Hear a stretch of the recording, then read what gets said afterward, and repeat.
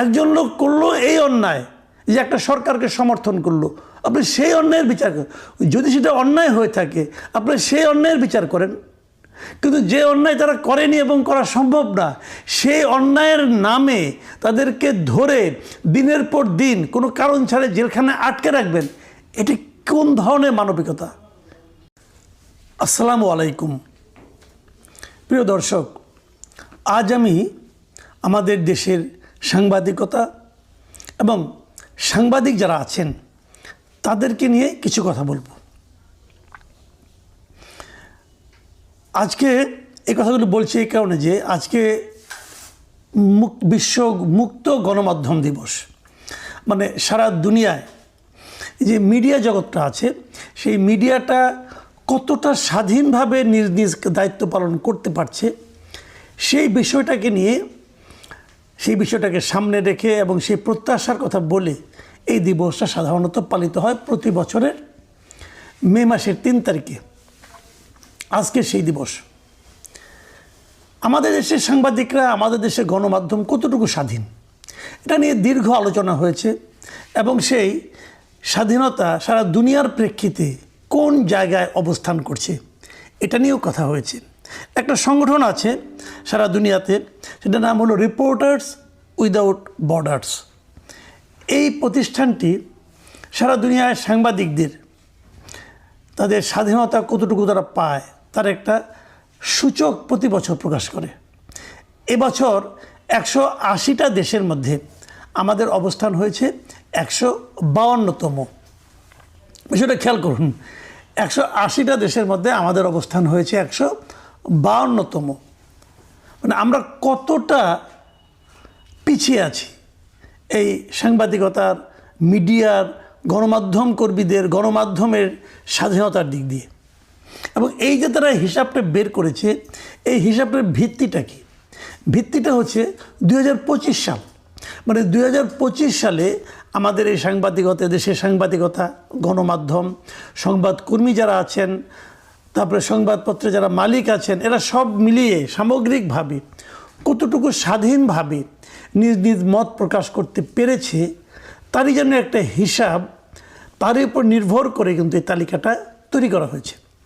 এবং সেই তালিকায় আমরা 152তম অবস্থানে আছি 180টা দেশের মধ্যে। সন্দেহ নাই, এটা খুবই মর্মান্তিক একটা অবস্থান আমাদের। কিন্তু ইন্টারেস্টিং বিষয় হলো যে আমরা কিন্তু গত বছর, মানে তার আগের যে বছরটা ছিল, মানে 2024, সারা 2024 সালটা, সেই সময় আমাদের অবস্থান ছিল 149তম। মানে আমরা এক বছরে 3 ধাপ পিছিয়েছি। এবং এই রিপোর্টার্স উইদাউট বর্ডার এরা গত 25 বছর ধরে এ ধরনের সূচক প্রকাশ করে আসছে।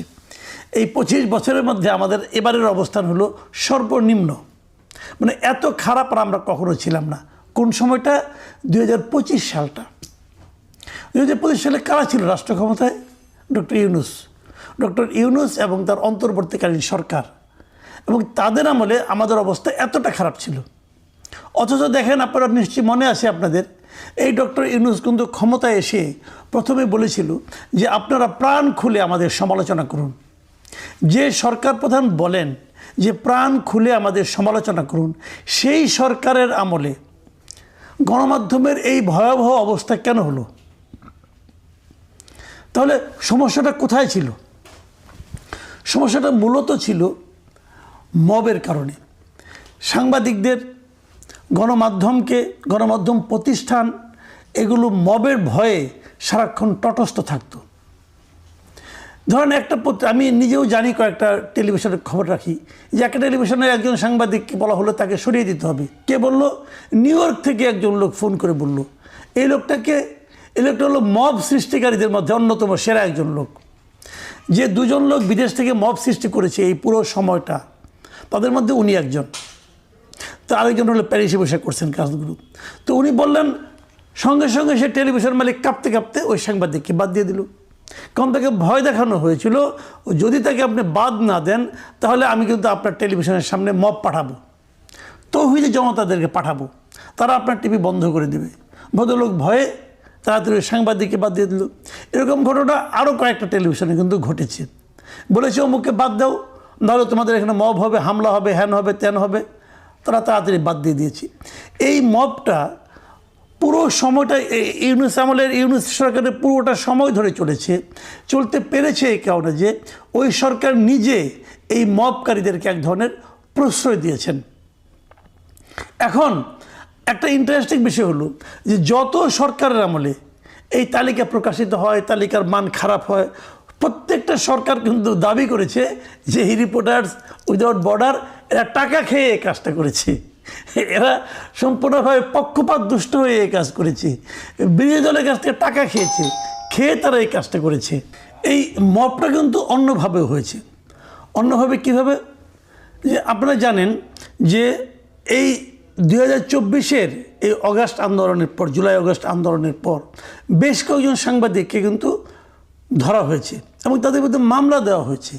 যেমন 71 টিভির শাকিল আহমেদ, তার স্ত্রী ফারজানা রূপা, এদেরকে ধরা হয়েছে, আর বিদেশ যাচ্ছিল ধরা হয়েছে। এবং তাদের বিরুদ্ধে মামলাটা কি, তারা নাকি উত্তরার কোন মিছিলে কে নিহত হয়েছিলেন সেই হত্যা মামলার ওনারা আসামি। এবং এই যে মামলাটা হলো, আসলে কি তারা ওই উত্তরায় যে মিছিল থেকে যিনি নিহত হয়েছেন পুলিশের গুলিতে, সেই নিহতের ঘটনায় কি এরা ষড়যন্ত্রকারী অথবা এরা কি গুলি করেছে? এই প্রশ্নটা কিন্তু আসে। এবং এই প্রশ্নটা আপনি কীভাবে প্রমাণ পাবেন? তদন্ত হলে প্রমাণ পাবেন। তদন্ত কি শুরু হয়েছে? সেই তদন্তও শুরু হয়নি এখন পর্যন্ত। তাহলে তারা কোথায়? তারা এখনও জেলে। তো তাদেরকে আপনি জামিন দেন, তারা সেই অপরাধ করেছে কি করেনি সেটা প্রমাণ সাপেক্ষে তদন্ত হবে। সেই তদন্ত আবার আদালতে গেলে টিকবে কি না টিকবে সেটা আরও পরের কথা। কিন্তু এই যে একটা ফ্যামিলির স্বামী স্ত্রী দুজনকে আপনি আটকে রাখলেন, তাদের তো সংসার আছে, তাদের তো পরিবার আছে, তাদের সন্তান আছে, তারা কিভাবে আছে কেউ জানে? কেউ খবর নিয়েছে? রাষ্ট্রের কি কোনো দায়িত্ব নেই? হ্যাঁ, তারা কী করে? এরকম আরও ঘটনা ঘটেছে কিন্তু। ধুবাওড়া সীমান্ত দিয়ে বাইরে যাওয়ার সময় শ্যামল দত্তকে ধরা হয়েছে। শ্যামল দত্ত ভোরের কাগজের সম্পাদক ছিলেন। মুজাম্মেল বাবুকে ধরা হয়েছে, উনি 71 টিভির একজন প্রধান নির্বাহী ছিলেন। এদেরকে যে ধরা হয়েছে, তাদের বিরুদ্ধে কী মামলা? একটা হত্যা মামলা। যে হত্যা মামলায় হয়তো শেখ হাসিনা আসামি, আসাদুজ্জামান খান কামাল তৎকালীন স্বরাষ্ট্রমন্ত্রী উনি আসামি, সেখানেও তো আরও 150-200 আসামি আছে, তাদের মধ্যে ওনাদের নামও আছে। কীভাবে সম্ভব এটা? এই এতগুলি লোক মিলে মিশে একসঙ্গে ষড়যন্ত্র করে একজন লোককে হত্যা করার জন্য প্রয়োজিত করেছে। তো বিষয়গুলো কীভাবে আপনি প্রমাণ করবেন? হয়তো প্রমাণ হবে অথবা হবে না, আমি জানি না বিচারের কাজ কী হবে। কিন্তু যদি তদন্তই না হয় তাহলে বিচার কবে হবে? সাজা কবে হবে? আমি স্বীকার করি এই যে 4 জনের নাম আমি বললাম, এই 4 জন লোক শেখ হাসিনা সরকারের মোটামুটি তারা খুব ঘোর সমর্থক ছিলেন। তারা নানাভাবে হাসিনা সরকারকে টিকিয়ে রাখতে সহায়তা করেছেন, আমার এতে কোনো সন্দেহ নাই। আমি নিজেও মনে করি তারা এই অন্যায়গুলো করেছেন। তো তাদের সেই অন্যায়ের বিচার করেন। একজন লোক করলো এই অন্যায় যে একটা সরকারকে সমর্থন করলো, আপনি সেই অন্যায়ের বিচার করেন। যদি সেটা অন্যায় হয়ে থাকে আপনি সেই অন্যায়ের বিচার করেন।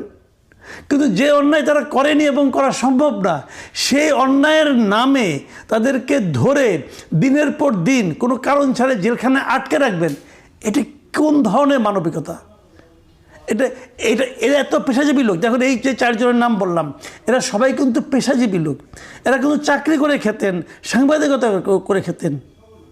সেই সাংবাদিকতা বিতর্কিত হতে পারে, সেই সাংবাদিকতা নিয়ে আপনাদের আমাদের সবার আপত্তিও থাকতে পারে। যদি সেই সাংবাদিকতা তারা অপব্যবহার করে থাকে তার বিচার করুন, কোনো বিচারে আমার কোনো আপত্তি নাই। আমার আপত্তি হলো কোনো বিচার না করে একটা লোককে অহেতুক আটকে রাখা। একই ঘটনা কিন্তু আরও অনেকের হয়েছে, আরও অনেকের নামে কারো নামে মামলা আছে, কারো নামে মামলা নেই, হয়তো তাদের গ্রেফতার করা হয়নি। কিন্তু এই যে মামলা নাই অথবা মামলা আছে কিন্তু একটা করে ট্যাগ লাগিয়ে দেওয়া হয়েছে যে তার হাসিনা ফ্যাসিবাদের দোসর, এই ট্যাগ লাগিয়ে তারা ঘরের থেকে বের হতে পারছে না, ঘরে বসে আছে, চাকরি করতে পারছে না, কোথাও যেতে পারছে না।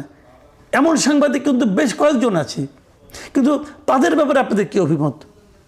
তারা কি চাকরি করবে না? তারা তো এটা করেই খায়, তারা তো এই একটা কাজই শিখেছে। তো তাদেরকে চাকরি থেকে সরিয়ে দিয়ে কোনো কিছু করতে না দিয়ে তাদের যে পরিবারকে যে একটা মানে আপনার একটা ভয়ঙ্কর একটা পরিস্থিতি দুর্ভোগের মধ্যে ফেলে দেওয়া, এটাই বা কেমন? আমি মানলাম এই কাজগুলো অন্তর্বর্তীকালীন সরকার করেছিল। তাদের মধ্যে একটা জেদ কাজ করেছিল, প্রতিহিংসা কাজ করেছিল, অথবা ওই সময়ে সাংবাদিক অন্য যে সমস্ত সাংবাদিক সুবিধা পেয়েছে সেই সুবিধা ভোগকারীরা হয়তো ঈর্ষাজনিত কারণে এদের বিরুদ্ধে এই ধরনের কাজ করেছে, এটাই মানলাম।